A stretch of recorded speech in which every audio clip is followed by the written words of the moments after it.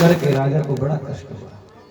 तब राजा ने कहा, याम चिंतयामि सततम सा मयि विरक्ता, मैं जिसका निरंतर चिंतन करता हूं वो मेरे से विरक्त है, वो और कहीं प्रेम करती है।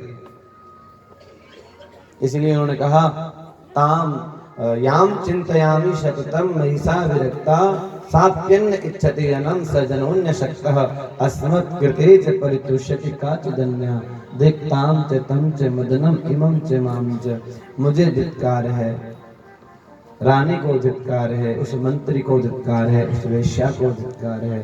अंत में कहा, कामदेव को धिक्कार है जिसके हृदय में बैठ कर के लोगों को तरह तरह के पाप करने के लिए विवश कर देता है। इसका मतलब इस संसार में हम जहाँ कहीं भी स्नेह करते हैं, प्रेम करते हैं, कोई अपना नहीं है। संत गाते हैं, किसका लिया सहारा प्राणी बहता है जग सारा। किसका लिया सहारा प्राणी बहता है जग सारा। कल की कथा में आप हम लोग सुन रहे थे, भगवान ने रुक्मिणी जी का हरण किया। हरण करने के बाद भगवान ने रुक्मिणी जी के साथ में विवाह कर दिया। बोली आनंद कंद भगवान की। एक बार की बात है, भगवान के विचार उत्पन्न हुआ, मेरे एक विवाह करने से द्वारिका वालों को इतना आनंद आया, इतना बढ़िया लगा, अगर और विवाह हो जाए तो फिर द्वारिका वालों को कितना आनंद आएगा। इसीलिए मेरे प्रभु ने बहुत सारे विवाह करने की सोची।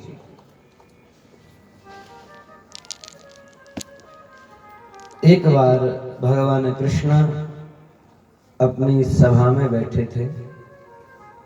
उसी समय भगवान कृष्ण से मिलने के लिए उनके राज्य का एक सेवक, एक मंत्री, एक व्यक्ति आया जिसका नाम है सत्राजित। क्या नाम है? हाँ, जिसने कभी भूल से चौथ का चांद देख लिया हो। समझ रहे हैं ना? चौथ का चांद नहीं देखना चाहिए ना। अगर किसी ने देख लिया हो गलती से, तो ये कथा सुनने से उसका वो पाप मिट जाता है, फिर उसको झूठा कलंक नहीं लगता। इसलिए ध्यान से सुनना। आसीत् सत्राजितः सूर्यो भक्तस्य परमः सखा। आसीत् सत्राजितः सूर्यो। सत्राजित भगवान सूर्य का बड़ा भारी भक्त था। उसकी पूजा से प्रसन्न होके भगवान सूर्य ने सत्राजित को एक मणि दी, जिस मणि का नाम है स्यमंतक मणि।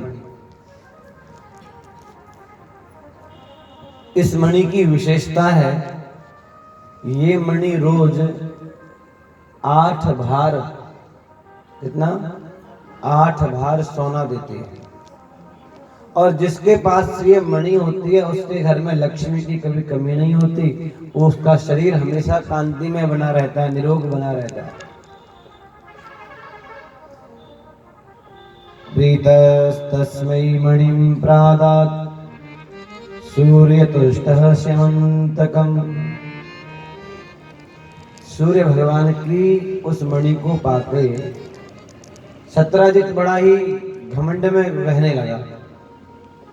एक दिन भगवान कृष्ण से मिलने के लिए आया। उसको आते देख के द्वारपालों ने सोचा, इतना चमकने वाला कौन है? ऐसा लगता है मानो भगवान सूर्य ही आ रहे हो। तो क्या कहा? नारायण नमस्तेस्तु शंख चक्र गदाधर। नारायण नमस्तेस्तु शंख चक्र गदाधर दामोदरारविंदाक्ष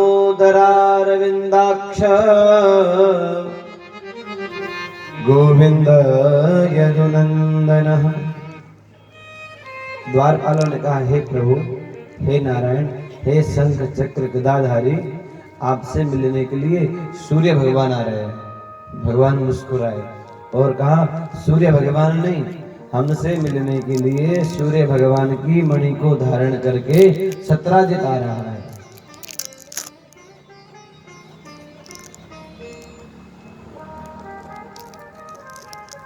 इस प्रकार से भगवान कह रहे थे, इतने में सत्राजित अंदर आ गया। भगवान को प्रणाम किया, भगवान ने बैठने के लिए कह दिया। सुखदेव जी कहते हैं, भगवान ने सत्राजित से कहा कि भैया, ये जो मणि है, इस मणि को रख के तुम क्या करोगे? इस मणि को द्वारिका के राज्य कोष में जमा कर दो। इससे जो स्वर्ण उत्पन्न होगा उससे प्रजा की सेवा होगी। सत्राजित ने मना कर दिया। भगवान कुछ नहीं बोले। एक दिन सत्राजित का भाई, जिसका नाम है प्रसेन, क्या नाम है? प्रसेन, उसने उस मणि को धारण किया और शिकार खेलने के लिए वन में चला गया।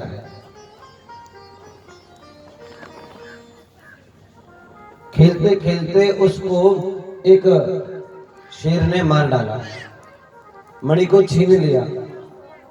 शेर को एक भालू ने मार डाला, मणि को छीन लिया। जब कई दिन हो गए, प्रसेन वापस नहीं आया, तो सत्राजित सोचने लगा कि क्यों ना हो कृष्ण ने मणि के लोभ में आके मेरे भाई की हत्या कर दी। मैंने मणि मांगी, उसने मणि मांगी, मैंने दी नहीं। उसको क्रोध आया होगा, इसीलिए इसकी चोरी करने की तो पहले से ही आदत है। माखन चुराता था, कपड़े चुराता था, आज इसने मणि को भी चुरा लिया।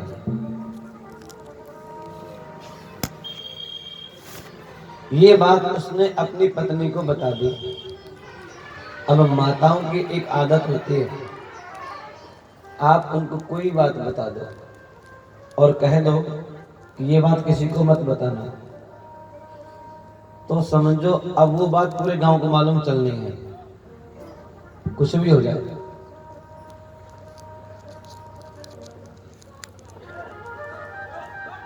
सत्राजित की पत्नी ने वो बात धीरे धीरे करके एक को कहा, दूसरे को कहा, पूरे द्वारिका में चर्चा होने लगी। क्या चर्चा? कि कृष्ण ने प्रसेन को मार के मणि को ले लिया। भगवान ने गर्गाचार्य जी को बुला के कहा, गुरुदेव, ये झूठा कलंक क्यों लगा भाई हमारे माथे पे? गर्गाचार्य जी ने कहा, तुमने गलती से चौथ का चांद देख लिया है। भगवान कृष्ण ने द्वारिका के कुछ लोगों को साथ में लिया, वन में गए। देखा कि प्रसेन मरा पड़ा है, उसका घोड़ा मरा पड़ा है, उसके पास में एक शेर के पैरों के निशान हैं। उसका पीछा किया, आगे जाके देखा शेर मरा पड़ा है, उसके पास से एक भालू के पैरों के निशान गुजर रहे हैं। भगवान उस निशान के पीछे पीछे गए। वो निशान एक गुफा के अंदर जा रहे थे। भगवान भी गुफा के अंदर चले गए। साथ में जो द्वारिका वाले लोग थे उनको बाहर बैठा दिया। अंदर जाके देखा मेरे प्रभु ने एक छोटी सी कन्या, होगी 25-30 वर्ष की, मणि से खेल रही है। भगवान ने कहा, ये मणि आप हमको दे दीजिए। अपने स्थान पे एक अनजान पुरुष को देख करके वो कन्या चिल्लाई और जोर से बोली, पिताजी देखो, ना जाने कौन ये पुरुष यहाँ पे आया और मणि मांग रहा है। ये सुन करके जामवंत जी, ये जो भालू है कौन है? जामवंत जी। जामवंत जी कौन है? जो राम जी के अवतार में थे। सुंदरकांड जब पढ़ते हैं ना तो गाते हैं, जामवंत के क्या सुहाए? बचन सुहाए। ये वही जामवंत जी हैं। जामवंत जी ने भगवान कृष्ण को देखा, पहचाना नहीं और युद्ध करने लगे। जब कई दिन तक युद्ध चलता रहा तो जो लोग बाहर बैठे थे भगवान के साथ में आए थे वो वापस चले गए। सोचा पता नहीं किसी ने मार दिया या क्या हुआ।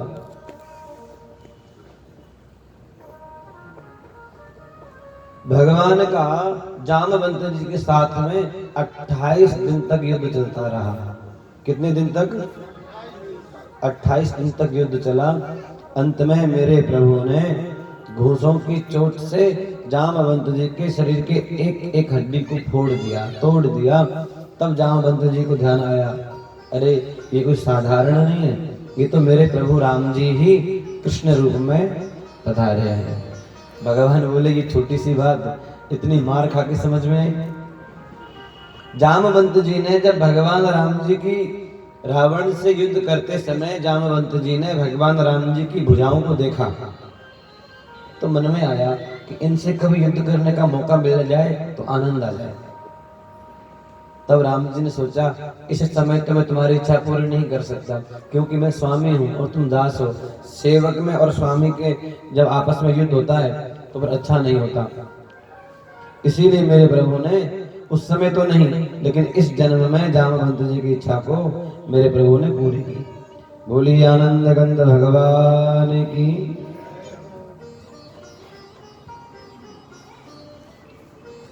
जामवंत जी अब हार मान लिए। बोले प्रभु क्या आदेश है? भगवान ने कहा आदेश कुछ नहीं है, ये मणि दे दो। जामवंत जी ने कहा कि ये मणि तो मैं अपनी पुत्री को दे चुका हूँ और हमारे कुल में एक रिवाज है कि पुत्री को दी हुई वस्तु वापस नहीं लेते, तो कैसे क्या करें? जामवंत जी बोले आप मेरी पुत्री को ले जाओ, मेरी पुत्री के साथ में विवाह कर लो और दहेज में मणि ले लेना। भगवान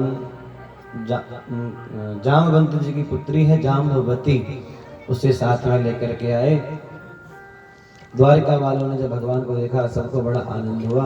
भगवान ने वो मणि सभा में सबको बुला के वो मणि सत्राजित को सौंप दी और जाम्बवती के साथ में मेरे प्रभु ने विवाह कर लिया। कितने विवाह हो गए? एक हुआ था कल और एक अब हो गया, 2 हो गए। सत्राजित ने जब वो मणि ली तो उसे लगने लगा कि अरे मैंने झूठे ही कृष्ण के ऊपर झूठा आरोप लगा दिया, अब लोग मेरी निंदा करते हैं। उसने सोचा कि ये लोग निंदा करना बंद कर दें, उसके लिए क्या किया जाए। इसलिए सत्राजित ने अपनी पुत्री का विवाह, बोले कोई कितने बड़ा शत्रु क्यों ना हो, उनके साथ में अगर अपने संबंध हो जाएं तो फिर शत्रु नहीं रहता। इसीलिए सत्राजित ने अपनी पुत्री सत्यभामा का विवाह भगवान के साथ में कर दिया। इस प्रकार से मेरे प्रभु के 3 विवाह हो गए। बोलिए आनंद कंद भगवान की। एक बार की बात है, एकदा रथ मारुह, एकदा रथ मारुह,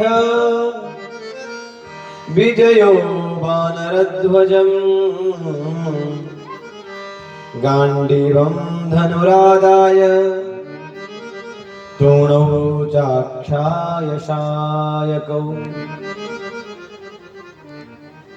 एक बार वीर शिरोमणि अर्जुन के साथ भगवान वन में शिकार खेलने के लिए गए।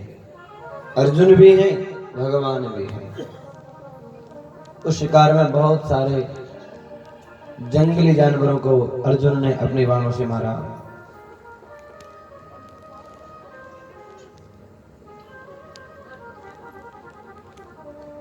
शिकार खेलते खेलते जब थक गए, पानी पीने के लिए एक नदी के किनारे गए, यमुना जी के किनारे पानी पीने लगे तो क्या देखा, दूर में एक सुंदर सी स्त्री तपस्या करने के लिए बैठी है।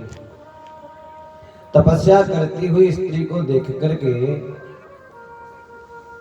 भगवान ने कहा कि अर्जुन जाकर के पूछो, देखो ये कौन है। अर्जुन आए और पूछा, कातम कास्य शिशुश्रोणी कुतोषि किम चिकीर्षसि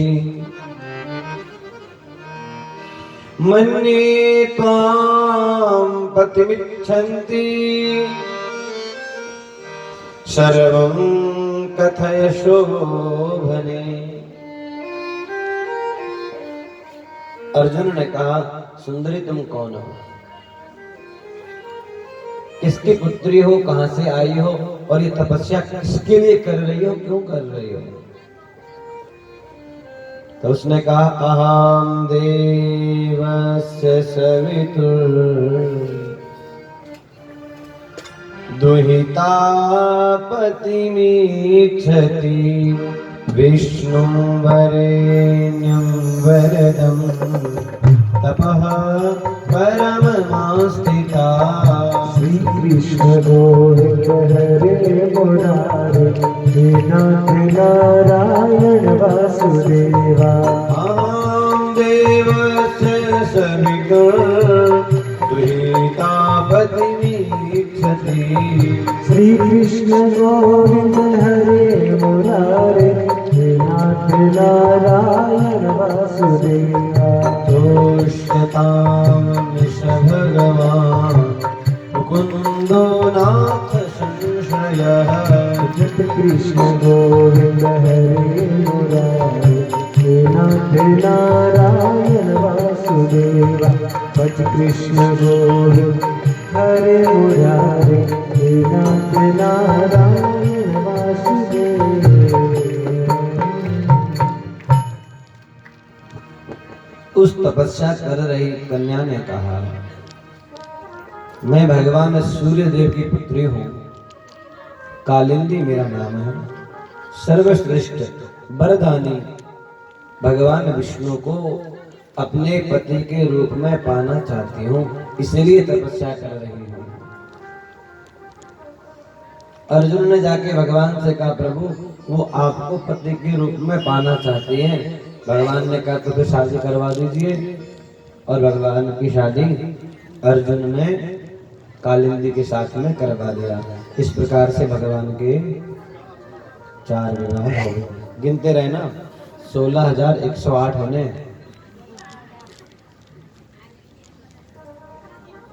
उज्जैन का पहले नाम था अवंती। क्या नाम था? अवंती, जिसे आज लोग कहते हैं उज्जैन। उज्जैन देश के राजा थे विंद और अनुविंद। ये दुर्योधन के परम मित्र थे। ये चाहते थे कि मेरी बहन का विवाह दुर्योधन के साथ में हो जाए। इसीलिए मेरे प्रभु ने ये हटा दो ना, यहाँ से दीपक हटा दो।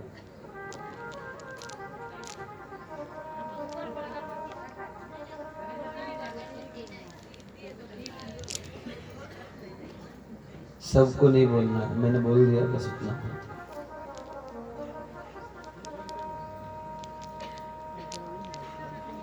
मित्रविंदा इनकी बहन का नाम है, विंद और अनुविंद 2 हैं, इनकी बहन का नाम है मित्रविंदा।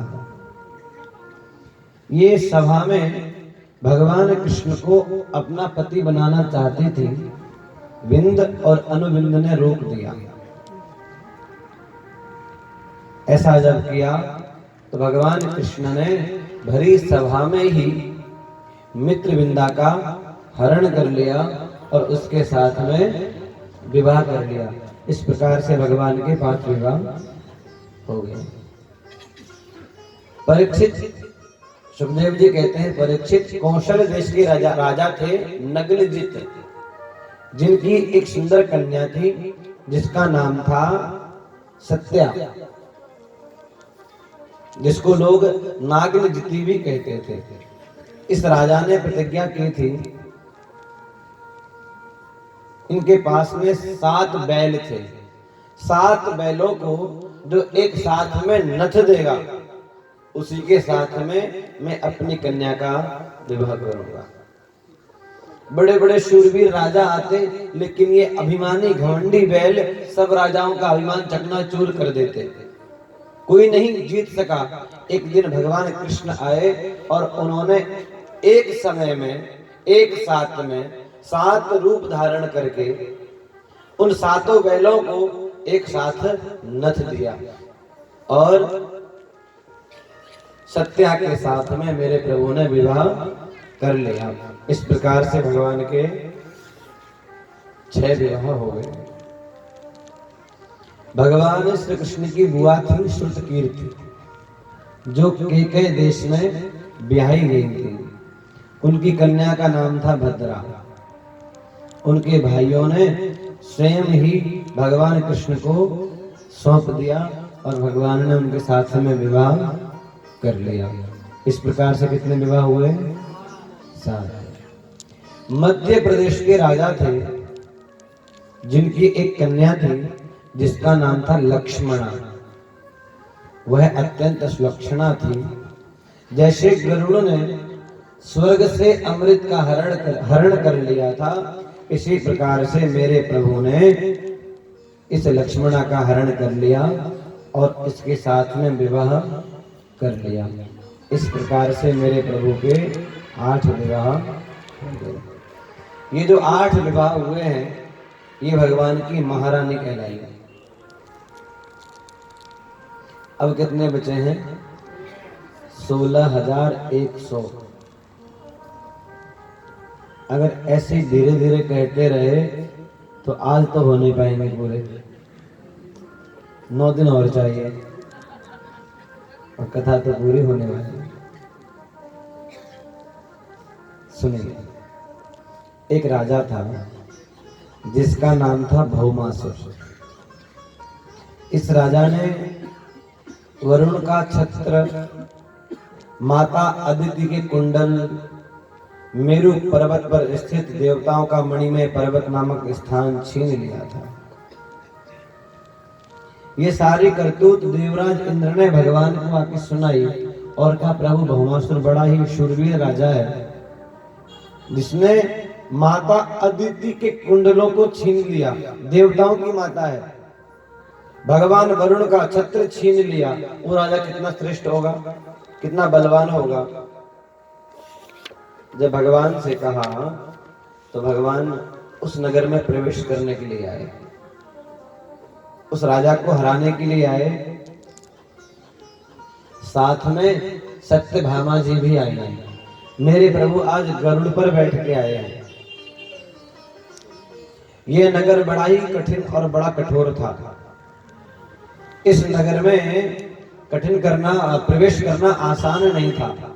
सबसे पहले इस नगर के चारों ओर पहाड़ों की किलेबंदी थी। उसके बाद शस्त्रों का घेरा लगाया हुआ था। फिर जल से भरी हुई खाई थी।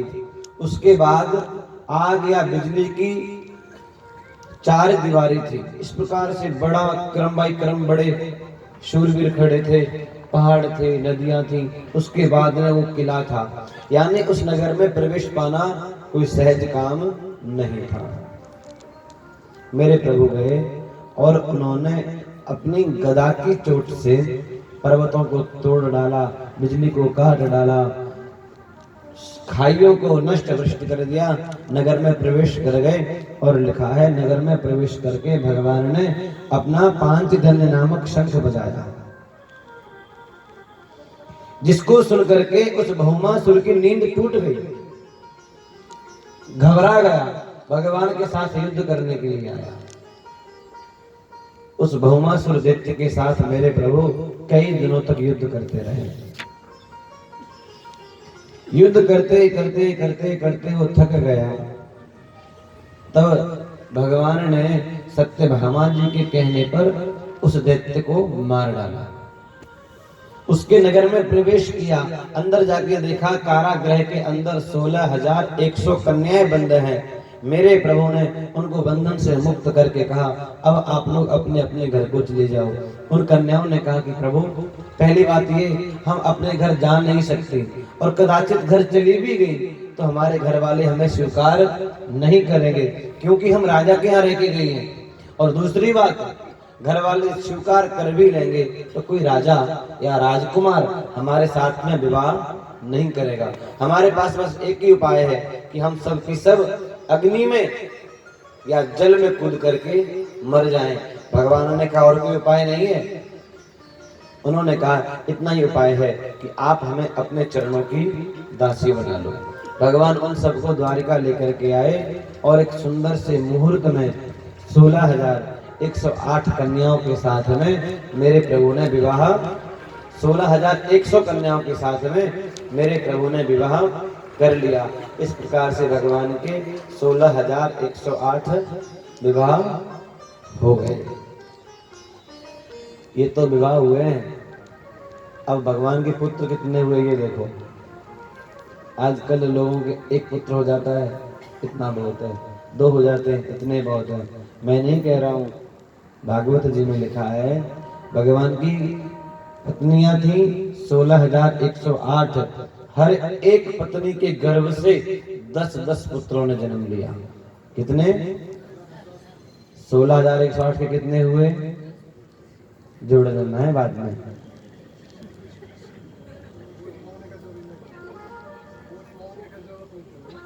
बोलिए आनंद कंद भगवान की। मुझे भी स्मरण में नहीं है, पर भागवत जी में लिखा है कि कितने लाख या कितने करोड़ तो पढ़ाने वाले गुरुकुल में गुरुदेव थे, केवल पढ़ाने वाले। अब सोचो पढ़ने वाले कितने होंगे, पूरा स्मरण में नहीं है, पर लाख तो है, करोड़ थे कि वो स्मरण में नहीं है। बोलिए आनंद कंद भगवान की।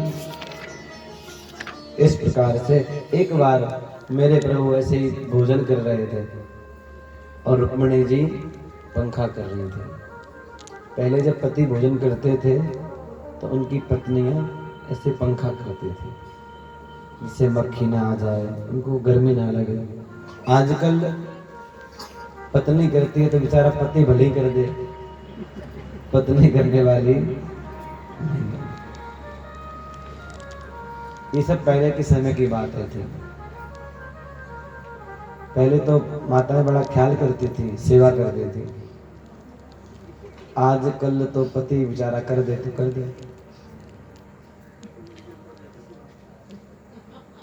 एक घर की घटना बताएं आपको। राजस्थान में एक घर में गए तो उसका बूढ़ा पति था, वो बूढ़ा था थोड़ा सा, 60-65 वर्ष का। वो बोला महाराज जी पत्नी के साथ बहुत झगड़ा होता है। तो महाराज ने कहा कोई बात नहीं, झगड़ा तो सब घर में होता है। बोले केवल झगड़ा नहीं होता, कभी कभी पीट भी देती है। तो बोले कोई बात नहीं, वो प्रेम से रहा करो। तो बाद में जब महाराज जाने लगे तो कोने में ले जाकर के पत्नी बोली अपने पति से, पागल हो क्या, ये सारी बातें महाराज को थोड़ी की जाती है। बोलिए आनंद कंद भगवान की। भाई हमारे ग्रंथों में, शास्त्रों में पतियों की सेवा करने का विधान आया है। पतियों से झगड़ा नहीं किया जाता। देखो जो स्त्री अपने पति के साथ झगड़ा करती है, उनकी सेवा नहीं करती है, उसको महान दोष लगता है। इसलिए माताओं को चाहिए कि अपने पति की ही सेवा करें, उसी में सारा जीवन लगा दें, उसमें जन्म सार्थक है, धन्य हो जाएगा। आज से कौन कौन सेवा करेंगे अपने पतियों की? कोई करने वाली नहीं।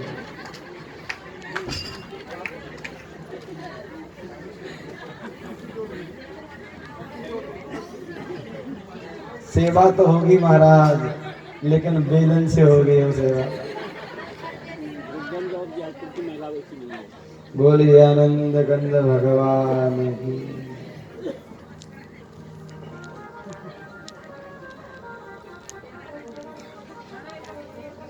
रुक्मिणी जी सेवा कर रही थी, भगवान भोजन कर रहे थे।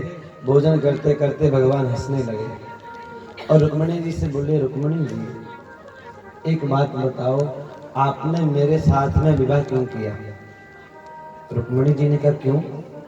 भगवान बोले देखो मैं तो एक तो मैं काला हूं, दूसरा मैं डरपोक हूं, डर के कारण समुद्र के अंदर नगरी बना के रहता हूं। अरे वो शिशुपाल कितना शूरवीर था, अगर उसके साथ में आपका विवाह हो जाता तो कितना बढ़िया होता। 10 बेटा हो चुके हैं, भगवान ऐसी बातें कर रहे हैं। रुक्मिणी जी ने कहा कि अब तो हो गया है, अब क्या करें? भगवान बोले अभी भी ज्यादा बात बिगड़ी नहीं है, चाहो तो वापस चली जाओ और शिशुपाल के साथ में विवाह कर लो। सुनते ही रुक्मिणी जी बेहोश होकर के गिर पड़ी। भगवान ने उठाया, पलंग पर लेटा दिया, जल के छींटे मारे, हवा करने लगे और बोले भाई मैं तो ऐसे ही विनोद कर रहा था, हंस रहा था, आप तो बुरा मान गई। रुक्मिणी जी ने कहा नहीं नहीं, आप सही कहते हैं,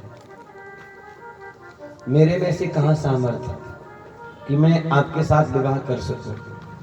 ये तो आपकी कृपा है, ये तो आपकी महिमा है कि आपने मुझ जैसी अभागन को भी अपने चरणों की दासी बना ली।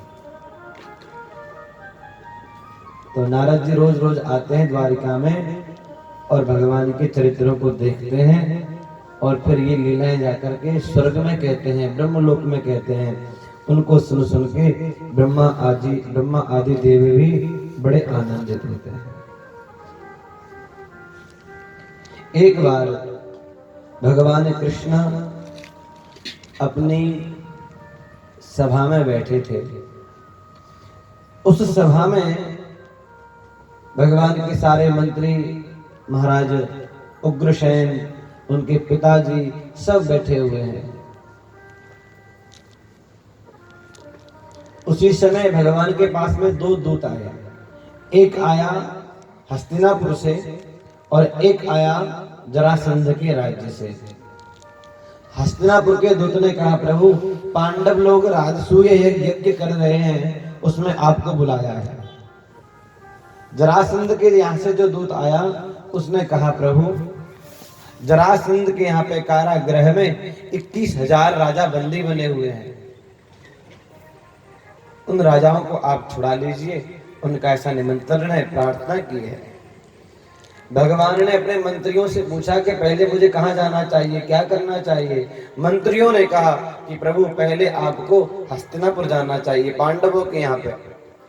भगवान गए, साथ में भगवान की 8 रानियां गई हैं, रुक्मिणी जी, जाम्बवती, सत्यभामा, सत्या, भद्रा, लक्ष्मणा और कौन सी है, नग्नजिति, एक और बची कालिंदी।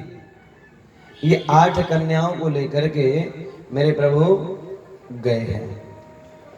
जाकर के युधिष्ठिर जी से पूछा कि भाई क्या बात है, क्यों परेशान हो। युधिष्ठिर जी ने कहा महाराज राजसूय यज्ञ करना है, हमने सबको जीत लिया लेकिन एक राजा है जो जीतने में नहीं आया। नाम क्या है? जरासंध। ये जरासंध बड़ा ही विशाल और भयानक राजा है। जब इसका जन्म हुआ तो इसके 2 टुकड़े थे, एक भाग इधर एक भाग उधर, 2 टुकड़ों में जन्मा। भय के कारण मां ने वन में फेंकवा दिया। एक जरा नाम की राक्षसी ने उसको टुकड़े को उठाया दोनों को और दोनों को जोड़ा, दोनों टुकड़े जुड़ गए, इसलिए उसका नाम कहलाया जरासंध। जरा नाम की राक्षसी ने उन दोनों टुकड़ों की संधि की थी, इसलिए जरासंध कहलाया। युद्ध होने लगा। भगवान पहुंचे और जरासंध से कहा भैया हमें भिक्षा चाहिए। कैसे गए? ब्राह्मणों का भेष बना के, साथ में अर्जुन को ले गए, भीमसेन को ले गए, कहा कि हमें भिक्षा चाहिए। भिक्षा में क्या चाहिए? भगवान ने कहा युद्ध। कौन करेगा? भीमसेन। युद्ध होना प्रारंभ हो गया। युद्ध चलता रहा, कई दिन तक युद्ध चला। युद्ध सुबह शुरू होता और शाम को विश्राम हो जाता। युद्ध करते करते भीमसेन के नस नस में दर्द होने लगा, हड्डी टूटने लगी, मन से हतोत्साहित हो गए। भगवान से भीमसेन ने कहा कि अब कल प्रातः काल होते ही मैं भाग जाऊंगा, अब युद्ध नहीं करूंगा। भगवान ने कहा रे भैया, युद्ध करते समय तुम थोड़ा मेरी तरफ देख तो लिया करो। तुम मेरी तरफ देखते तो हो नहीं और युद्ध से भागने की बात करते हो। इसका मतलब क्या है कि जब काम करते करते थक जाओ या कोई भी काम शुरू करो तो भगवान की तरफ जरूर देखो। भगवान की तरफ देखने से काम बड़े सहजता से, बड़ी आसानी से पूरा हो जाता है। हम काम करते करते थक जाते हैं लेकिन भगवान की तरफ नहीं देखते, इसीलिए हमें परेशानी होती है। भगवान की तरफ देखने से काम आराम से पूरा होता है। बोलिए आनंद कंद भगवान की। अरे बाबा आपको जोर से बोलना है। बोलिए भक्त वत्सल भगवान की।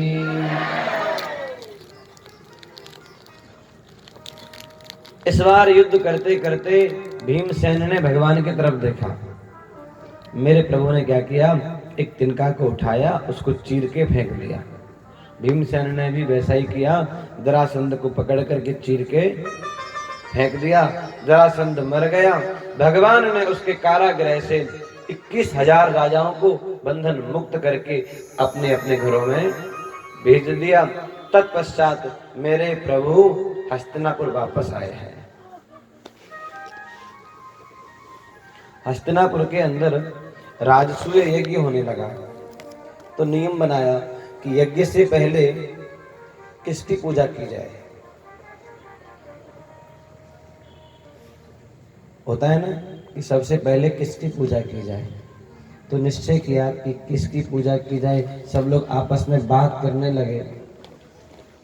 भगवान वेदव्यास, कृपाचार्य, भीष्म पितामह ने कहा कि सबसे पहले पूजा अगर करनी है तो द्वारिकाधीश भगवान कृष्ण की ही करनी चाहिए। सबने एक स्वर में हाँ किया और महाराज युधिष्ठिर के छोटे भाई नकुल पूजा करने के लिए जैसे ही आगे बढ़े, शिशुपाल आया और उसने कहा नकुल इसकी पूजा नहीं करना। अरे तुम लोग धर्म को जानने वाले हो, धर्म के ज्ञाता बनते हो और पूजा किसकी कर रहे हो। अरे जिस सभा में भगवान वेदव्यास बैठे हो उनकी पूजा होनी चाहिए, कृष्ण की पूजा कभी नहीं होनी चाहिए। ये शिशुपाल वही है जिसका विवाह रुक्मिणी जी के साथ में होने वाला था। भगवान हरण करके ले आए तो ये भगवान से द्वेष मानता है। भगवान ने जब शिशुपाल इस प्रकार से भगवान के लिए अपशब्द कहने लगा, बलराम जी को क्रोध आया। भगवान ने कहा बलराम जी ये आपका शिकार नहीं है, ये मेरा शिकार है, आप थोड़ा सा रुक जाइए। भगवान ने कहा जरा शिशुपाल से, देखो भैया आपको केवल 100 अपराध करने की छुट्टी है। 100 अपराध के बाद अगर एक अपराध और किया तो हम तुम्हें मार डालेंगे। उसने कहा जा जा रे, यहाँ खड़े होकर के 100 नहीं 1000 गालियां दूंगा, 1000 अपराध करूंगा तो मेरा कुछ नहीं कर पाएगा। और ऐसे गाली देता रहा। तूने ब्रज की गोपियों के वस्त्र चुराए, तूने माखन चोर के खाया, तू भगोड़ा है, तू कायर है, तू नीच है। भगवान सुनते रहे। जब 100 गालियां हो गई भगवान बोले बेटा इससे ज्यादा नहीं। उसने ध्यान नहीं दिया और फिर से गाली देने लगा। मेरे प्रभु ने क्रोध में आके सुदर्शन चक्र का स्मरण किया और छोड़ा सुदर्शन चक्र, शिशुपाल का मस्तक कट गया। अभी तक तो सामान्य बात थी, मस्तक कटा, लेकिन घटना घटी अब। मस्तक कटने के बाद जब भगवान ने चक्र चलाया तो भगवान के अंगुली से खून आने लगा। चक्र चलाने के कारण खून आने लगा। रुक्मिणी जी बैठी हैं, कालिंदी बैठी है, जाम्बवती बैठी है, सत्यभामा बैठी है, भद्रा बैठी है, लक्ष्मणा बैठी है, नागमती बैठी, सत्या बैठी है, लेकिन किसी के मन में भी ये नहीं आया कि कोई कपड़ा ला करके बांधे। रुक्मिणी जी की तरफ देखा सत्यभामा ने। सत्यभामा बोले देखना भी मत, सोचना भी मत, बहुत महंगी साड़ी है, मैं फाड़ने वाली नहीं।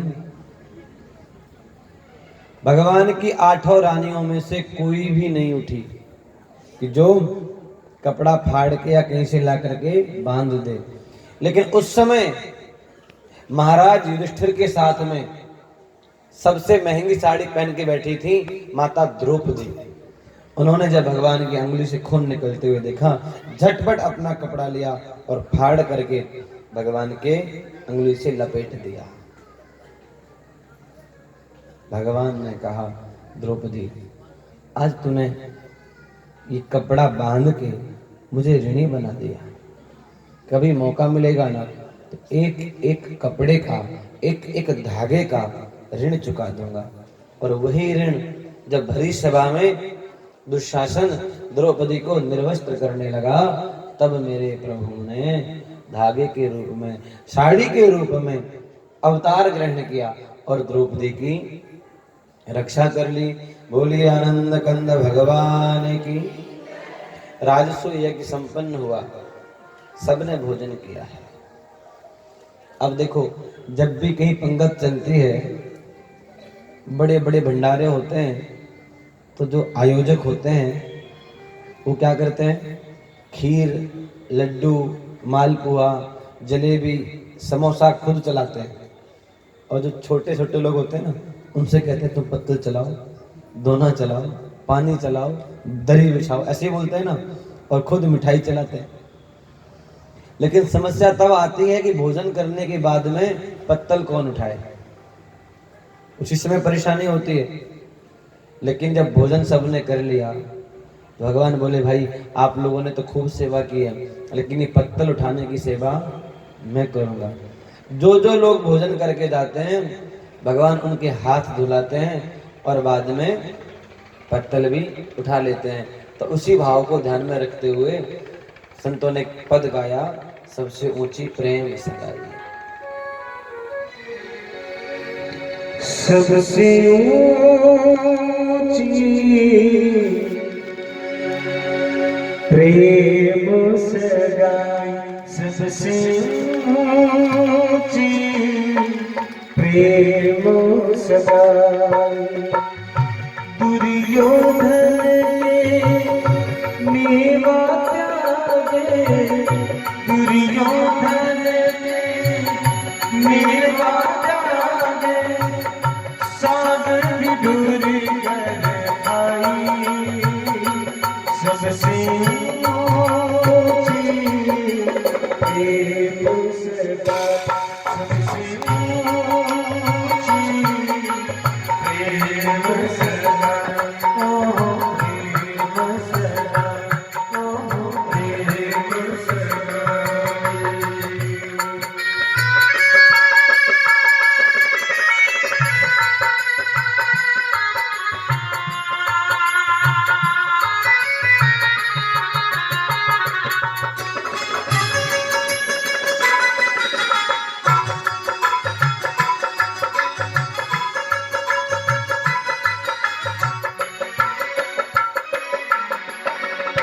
झूठे फल सबरी के खाए, झूठे फल सबरी के खाए, झूठे फल सबरी के खाए, झूठे फल सबरी के खाए।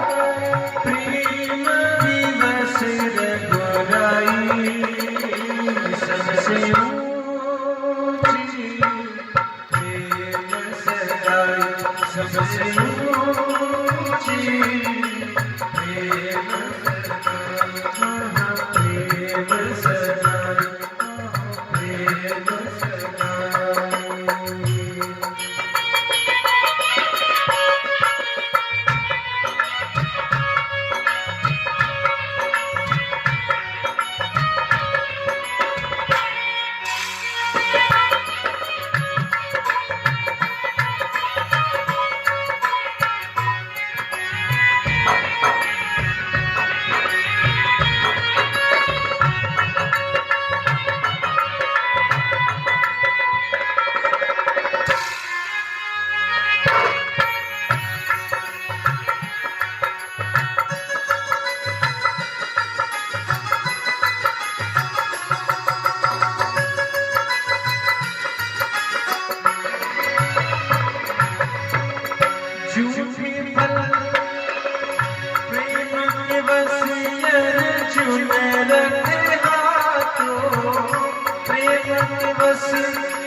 अर्जुन रतिया को, प्रेम दिवस अर्जुन रतिया को, प्रेम दिवस अर्जुन रतिया को, प्रेम दिवस अर्जुन रतिया को, प्रेम दिवस अर्जुन रतिया को, भूल गए ठकुराई सबसे ऊंची प्रेम सगाई, सबसे ऊंची प्रेम सगाई, प्रेम सगाई, प्रेम सगाई।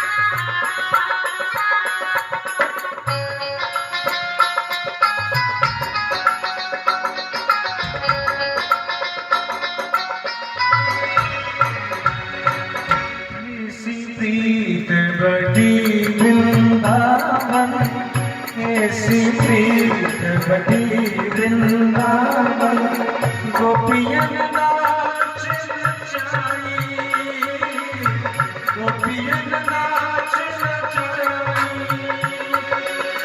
सूर्यदास ने लायक नाई, सूर्यदास ने लायक नाई, सूर्यदास ने लायक नाई, सूर्यदास ने लायक नाई, सूर्यदास ने, सूर्यदास ने, सूर्यदास ने लायक नाई, कीलत करे लगाई, सबसे ऊंची प्रेम सगाई, सबसे ऊंची प्रेम सगाई, दुर्योधन के मेवा त्यागे, दुर्योधन के मेवा त्यागे, साग विदुरी कर लाई, सबसे ऊंची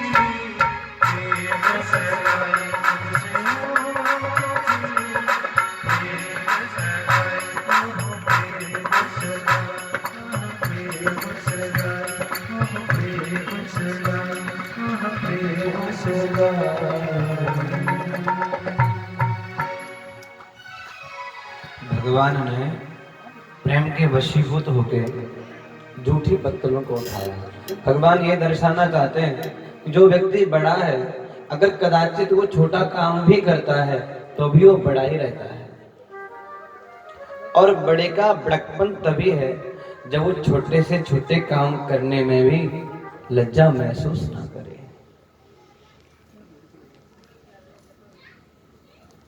उस राजसू यज्ञ में एक घटना घटी। उस भवन में ऐसी विशेषता थी, इंद्रप्रस्थ का जो भवन है, जो जल में तो थल दिखता है और थल में जल दिखता है। इसी भ्रम में आकर के दुर्योधन पानी के अंदर गिर गया। ऊपर खड़ी हुई द्रौपदी ने कहा, देखो अंधे का पुत्र अंधा। केवल ये शब्द हैं महाभारत के कारण।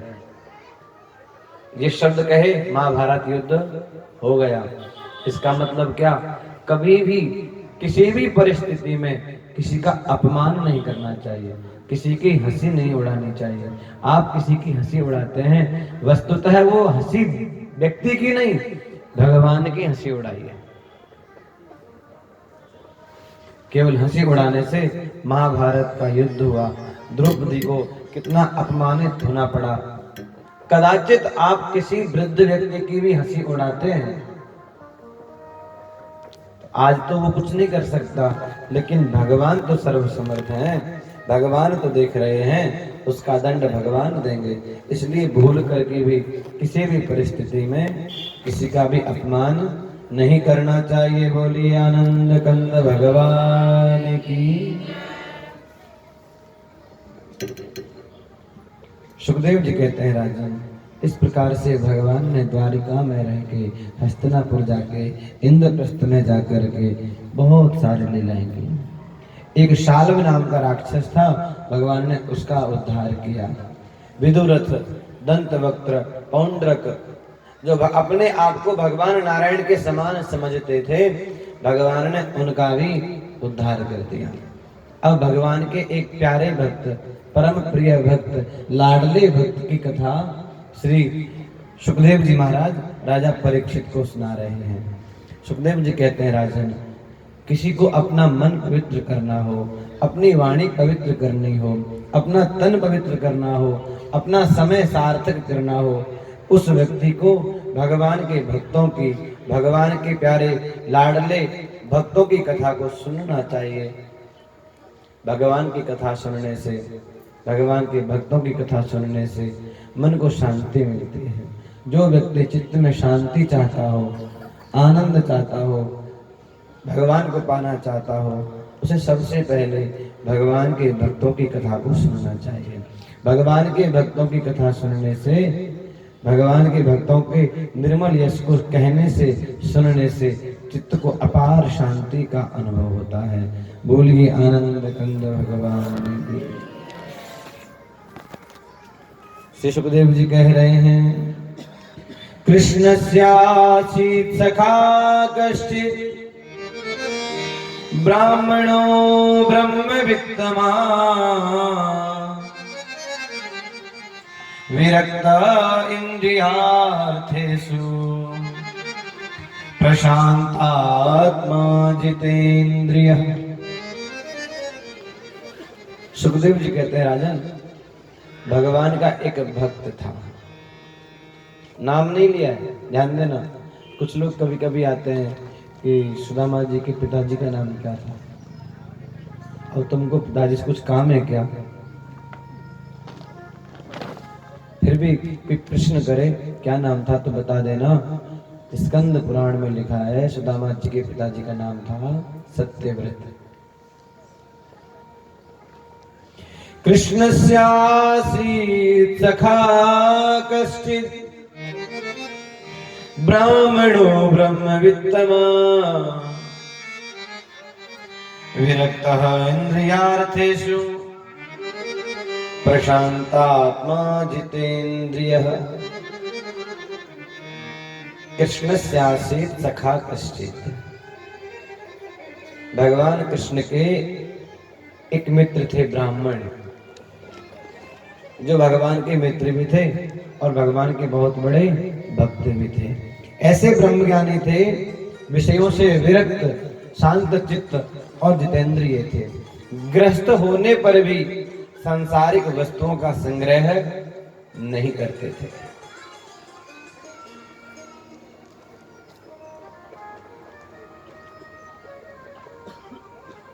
नाम नहीं बताया, केवल विशेषताएं बताई। विरक्तः इंद्रियार्थेषु,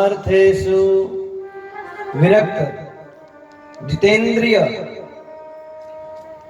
ऐसे ब्राह्मण की प्रारब्ध से जो मिल जाए उसी में राजी, और ना तो भगवान से कुछ मांगना है, ना संसार से कुछ मांगना है। जो भगवान से कुछ नहीं मांगता, संसार से कुछ नहीं मांगता, भगवान उसको सब कुछ देते हैं, थोड़ा देर से देते हैं। कृष्णस्यासीत् सखा कश्चित् ब्राह्मणो ब्रह्मवित्तमा विरक्तः इंद्रियार्थेषु प्रशांतात्मा जितेन्द्रियः। देखो, मैं ये नहीं कहता कि आप अपने घर में खर्चा मत करो, अपने घर में खूब खर्चा करो, लेकिन अपने धन का दुरुपयोग मत करो। दुरुपयोग का अर्थ है बर्बाद मत करो। बर्बाद का मतलब ये है कि बैठ के शान शौक में धन को बर्बाद नहीं करना चाहिए। अगर अधिक धन है तो उस धन को किसी गरीब की सेवा में लगा दो, गरीब को दे दो, वो धन सार्थक हो जाएगा, वो धन पवित्र हो जाएगा। जैसे ब्राह्मण है वैसे ही उनकी पत्नी है। ब्राह्मण का नाम है सुदामा और पत्नी का नाम है सुशीला। आहा। पतिव्रता पतिं प्राह मिलायता बदनेन सा दरिद्रासीदमाना सा वेपमानाभिगम्य च। उनकी पत्नी भी भूख के कारण एकदम दुबली हो गई है।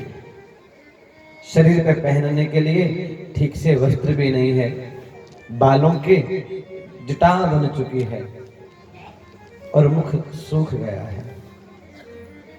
एक दिन सुशीला ने कहा, ननु ब्रह्मन् भगवत सखा। हे प्रभु, हे स्वामी, मैंने सुना है जगत के पिता आपके मित्र हैं। कौन? कहा द्वारिकाधीश कृष्ण आपके मित्र हैं। आप कृपा करके एक बार उनके दर्शन करके आ जाइए, उनके पास चले जाइए, वो हमको बहुत सारा धन दे देंगे। सुदामा जी ने कहा नहीं, वो मेरा मित्र है, मेरे बचपन के साथी हैं, लेकिन उनसे मैं कुछ याचना नहीं कर सकता। जब इस प्रकार से कहा तो सुशीला ने कहा, याचना भले ही मत करना, लेकिन एक बार दर्शन करने में क्या हानि है। सुशीला ने जब बहुत आग्रह किया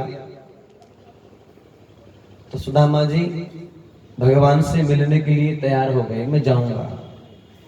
लेकिन सुशीला, जब मिलने जाया जाता है मित्र के पास, गुरु के पास, संतों के पास, तो खाली हाथ नहीं जाना चाहिए, कुछ लेके जाना चाहिए। क्या लेके जाऊं? सुशीला ने कहा, आप चिंता मत करो, मैं आपको मांग के लाके कुछ दे देती हूँ।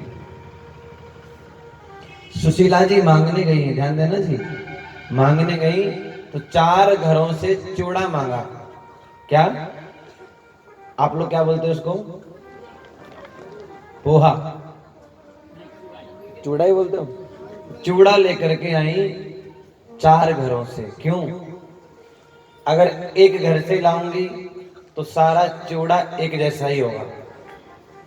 4 घरों से मांगा तो 4 प्रकार का लेकर के आई और एक फटी सी कपड़े की पोटली बना करके दे दी। सुदामा जी उस पोटली में चूड़ा को दबा करके चले हैं।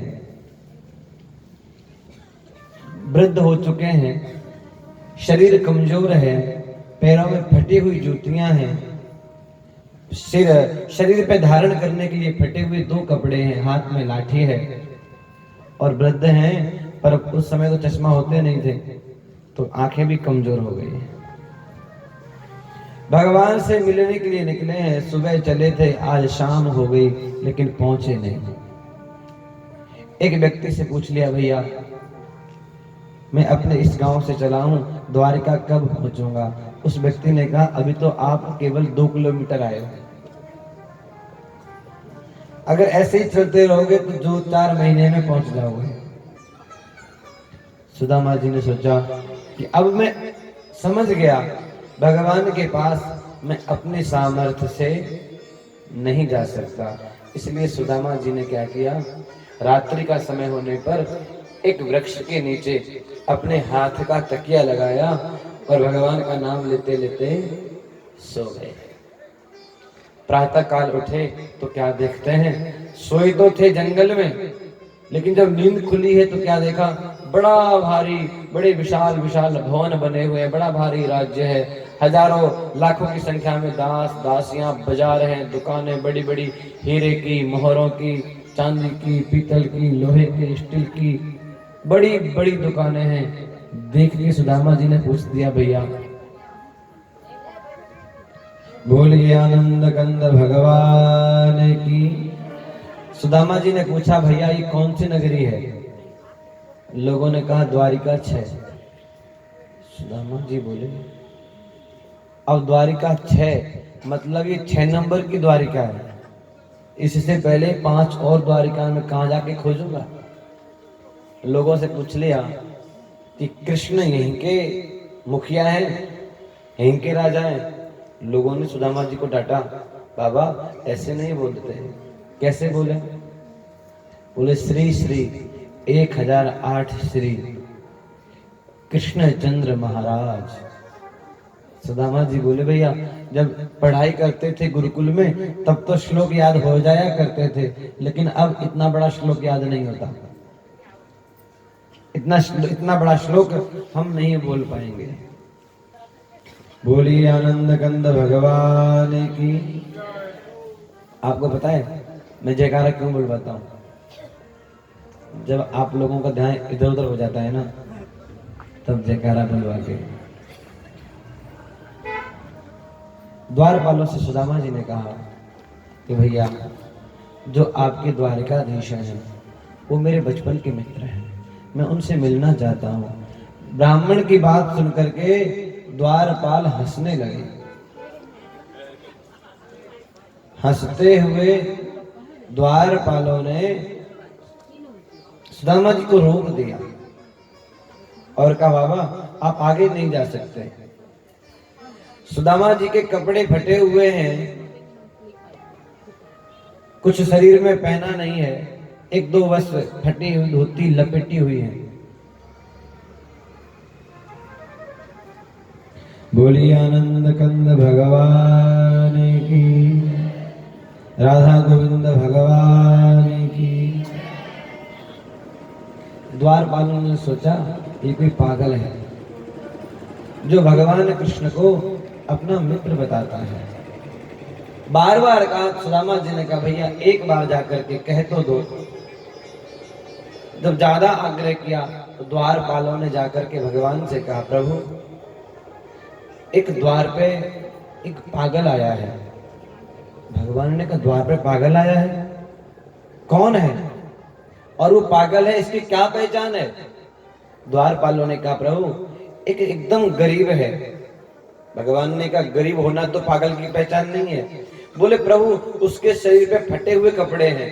भगवान बोले, फटे हुए कपड़े भी तो पागल की पहचान नहीं है। बोले, प्रभु वो आपको अपना मित्र बताता है। भगवान बोले, अगर कोई मुझे अपना मित्र बताता है तो पागल कैसे हुआ? क्या नाम है? द्वारपालों ने कहा, प्रभु उसने अपना नाम सुदामा बताया है। सुनते ही मेरे प्रभु सिंहासन से उठ करके दौड़ पड़े सुदामा जी से मिलने के लिए। अरे द्वारपालो कन्हैया से कह दो, अरे द्वारपालो कन्हैया से कह दो, किधर पे सुदामा गरीब आ गया है, किधर पे सुदामा गरीब आ गया है। भटकते भटकते न जाने कहाँ से, भटकते भटकते न जाने कहाँ से, तुम्हारे गरीब आ गया है, करीब आ गया है। अरे द्वारपालो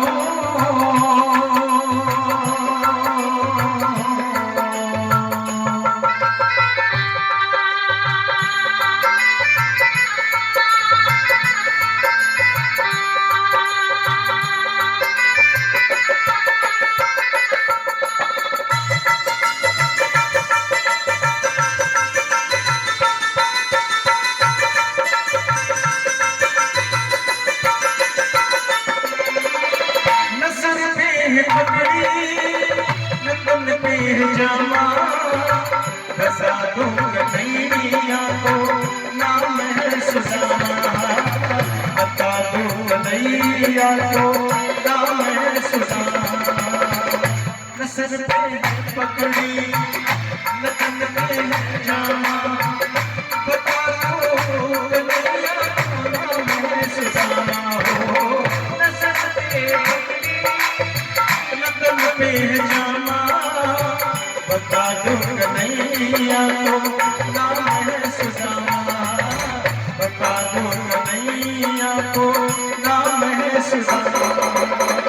एक बार मोहन से जाकर ये तो, एक बार मोहन से जाकर के कह दो, इन देश का नसीब आ गया है, इन देश का नसीब आ गया है।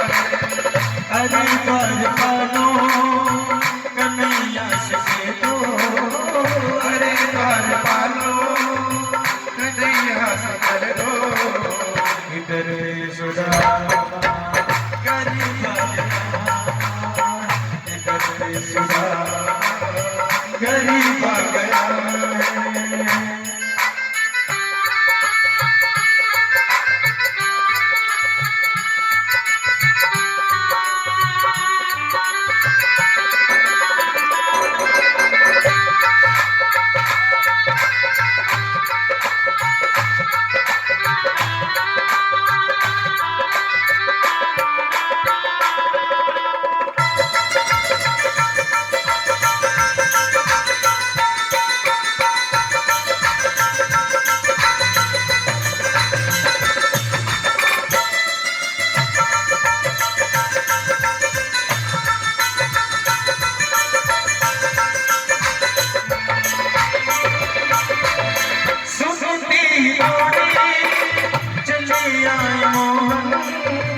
लगाया गले से सुदामा को मोहन, लगाया गले से सुदामा को किसने ही लोड़े चले आए मोहन, लगाया गले से सुदामा को मोहन। सुनते ही लोड़े चले आए मोहन, लगाया गले से सुदामा को मोहन, लगाया गले से सुदामा को मोहन। हुआ रुक्मणी को बड़ा ही अचंभा, हुआ रुक्मणी को बड़ा ही अचंभा, ये मान के साथ जीवा गया है, ये मान के साथ अजीबा गया है। अरे बार पालो कन्हैया से दो, अरे बार पालो कन्हैया से दो, इधर पे सुदामा गरीब आ गया है, इधर पे सुदामा गरीब आ गया है।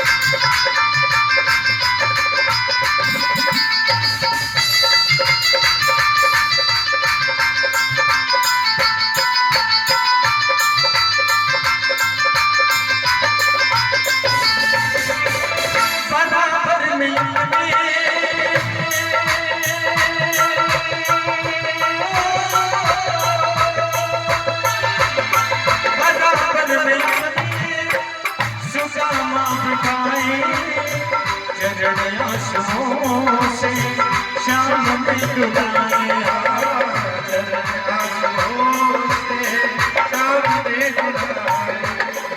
बराबर में अपने सुदामा पे गाए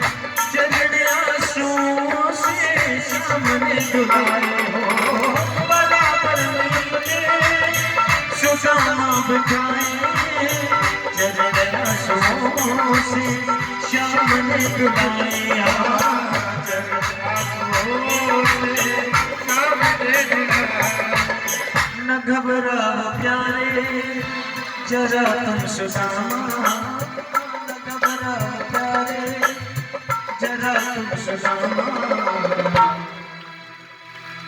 खुशी का समा तेरे करीब आ गया है खुशी का समा तेरे करीब आ गया है अरे द्वार पालो कन्हैया सजे दो अरे द्वार पालो कन्हैया सजे दो फिक्र में सुदामा करीब आ गया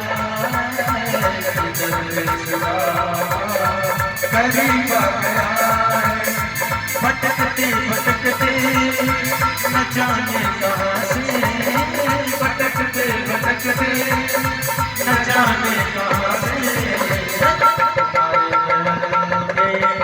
करीब आ गया है तुम्हारे करीब आ गया है अरे बार बार